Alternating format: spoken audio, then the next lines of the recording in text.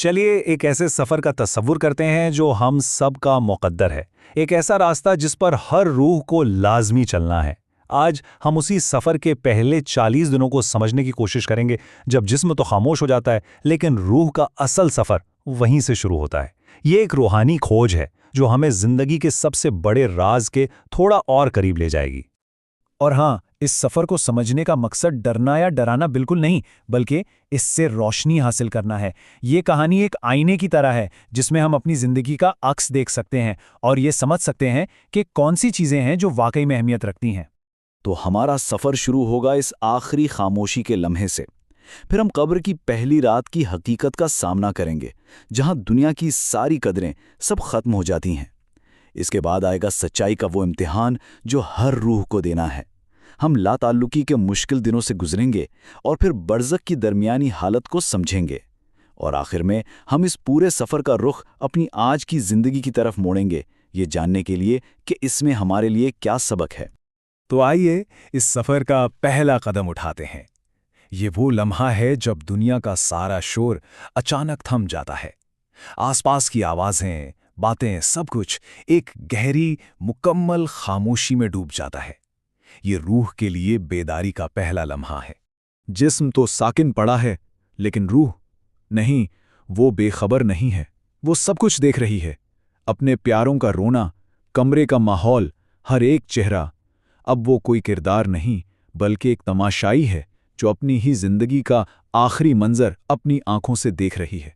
اور اس نئے زاویے سے ہر چیز کا مطلب بدل جاتا ہے۔ روح دیکھتی ہے کہ وہ جسم جسے وہ میں سمجھتی رہی اب دوسروں کے کندھوں پر ہے۔ جنازے میں چلتے ہوئے لوگوں کے چہروں پر لکھی ہر کہانی اسے نظر آتی ہے، کون صرف رسم نبھانے آیا ہے اور کس کے دل میں واقعی سچی محبت اور دکھ ہے۔ یہ دنیاوی رشتوں کی پہلی اور سب سے کھری پہچان ہوتی ہے۔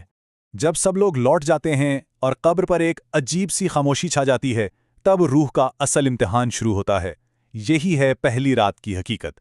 اسے سب سے سخت رات اس لیے نہیں کہا جاتا کہ یہ اندھیری ہے، نہیں، بلکہ اس لیے کہ یہاں سچائی کے سوا اور کچھ نہیں ہوتا۔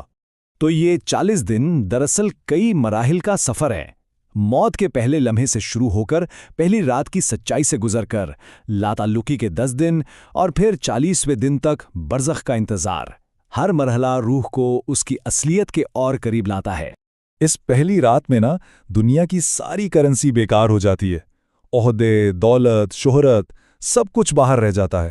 یہاں ایک بالکل نئی کرنسی چلتی ہے، آپ کے اعمال اور آپ کا ایمان۔ بس یہی دو چیزیں ہیں جو اس اندھیرے میں روشنی بنتی ہیں۔ اس تنہائی میں پوری زندگی کی فلم آنکھوں کے سامنے چلتی ہے، لیکن یہ صرف یادیں نہیں ہوتی۔ ہر غلطی کا بوجھ، ہر غرور کی چبھن اور ہر غفلت کا پچھتاوا روح پر محسوس ہوتا ہے۔ تب انسان کو سمجھ آتا ہے کہ اصل دولت کیا تھی جو اس نے گنوا دی۔ زندگی کے اس جائزے کے بعد سچائی کا امتحان شروع ہوتا ہے، اور یہ کوئی سوال جواب کا سیشن نہیں ہے، بلکہ یہ دل کی گہرائیوں کی جانچ ہے، یہ دیکھنے کے لیے کہ انسان کی اصل حقیقت کیا تھی۔ یہاں زبان سے جواب دینے کا موقع ہی نہیں ملتا، کیونکہ جواب تو انسان پوری زندگی اپنے عمل سے دے چکا ہے۔ یہاں صرف ایک سوال پوچھا جاتا ہے جس کا جواب دنیا میں کوئی نہیں دیکھ رہا تھا۔ تم کون تھے جب تمہیں کوئی نہیں دیکھ رہا تھا؟ اور اسی لمحے انسان کے اعمال شکل اختیار کر لیتے ہیں۔ نیکیاں روشنی بن کر ساتھ چلتی ہیں اور برائیاں ایک تاریک سایہ بن کر پیچھا کرتی ہیں۔ تب یہ راز کھلتا ہے کہ کامیابی بہت کچھ جاننے کا نام نہیں، بلکہ جو تھوڑا سا جانا تھا اسے دل سے مان لینے کا نام ہے۔ اور یہی وہ لمحہ ہے جب دل سے ایک ہی آواز نکلتی ہے، کاش ایک موقع اور مل جاتا، کاش ایک سجدہ اور کر لیتا، مگر وہاں اس لفظ کاش کی کوئی قیمت نہیں ہوتی۔ امتحان کے اس مرحلے کے بعد روح کے لیے ایک نیا اور شاید سب سے مشکل سفر شروع ہوتا ہے۔ یہ پہلے 10 دنوں کا سفر ہے، دنیا سے لا تعلقی کا سفر۔ روح کو جو سب سے گہرا احساس ہوتا ہے وہ ہے تعلق ٹوٹنے کا۔ وہ اپنے گھر کو دیکھتی ہے، اپنے لوگوں کو ہنستے بولتے دیکھتی ہے اور محسوس کرتی ہے کہ زندگی اس کے بغیر بھی چل رہی ہے۔ یہ ایک شدید احساس ہے کہ وہ اب اس دنیا کا حصہ نہیں، ایک بھولی بسری یاد بن چکی ہے۔ یہاں ایک بہت ہی حیران کن راز کھلتا ہے۔ روح کو احساس ہوتا ہے کہ اصل بوجھ بڑے بڑے گناہوں کا نہیں، بلکہ اس غفلت کا ہے جس میں زندگی بیت گئی۔ وہ گھنٹے، وہ دن جو دنیا کی دوڑ میں خدا کو بھلا کر گزار دیے گئے، آج ایک پہاڑ بن کر روح پر بوجھ ڈالتے ہیں۔ جب دنیا سے پکڑ ڈھیلی پڑنے لگتی ہے، तो रूह 10वें दिन से एक नई हालत में दाखिल होती है। ये 40वें दिन तक जारी रहती है। इसे कहते हैं आलम बरज़ख, एक दरमियानी दुनिया जहां सिर्फ इंतज़ार है। बरज़ख को आप यूं समझ लें, एक वेटिंग रूम की तरह है। ये ना तो आपका पिछला घर है और ना ही आपकी अगली मंजिल। ये एक दरमियानी जगह है जहां रूह अपने आमाल की बुनियाद पर अपने मुस्तकबिल की एक झलक देखने लगती है, मगर आखिरी फैसला अभी बाकी है। तो इस इंतजार के दौरान जिंदा लोगों की दुआएं और अच्छे काम रूह तक पहुंचकर राहत का सबब जरूर बनते हैं।